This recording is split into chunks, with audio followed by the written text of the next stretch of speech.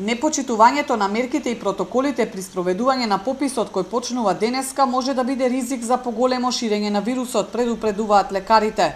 Ова особено се однесува за Тетово, каде бројни семејства имаат или позитивни членови, или пак се во изолација. При пописот, значи изборувам и за попис и за секојдневни активности, ние се уште мора да ги почитуваме сите овие ковид мерки. Така да и попишувачите, и тие што се попишуваат мора да држат маска и дистанца. Оти, видите дека имаме и ново заразени, кои што се и во прва вакцина пак се заразени. Епидемиолошката состојба во Тетово и натаму е сериозна и покрај благото опаѓање на бројките на ново заразени и хоспитализирани. На болничко лекување константно има околу 100 пациенти, речиси сите со потешка клиничка слика. И амбуланските прегледи се уште се движат околу 150 дневно.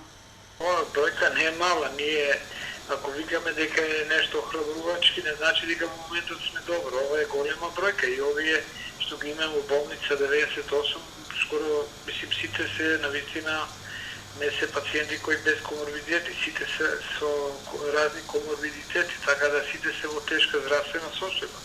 Од друга страна се уште имаме голем број амбулански прегледи и мора да се внимава се уште, али ние викаме превентивно и се уште, значи го има вирусот овде генат.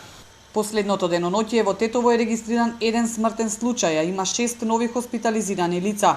90% од оние кои се лекуваат се невакцинирани, па лекарите повторно порачуваат дека покрај мерките, вакцината е најдобра заштита.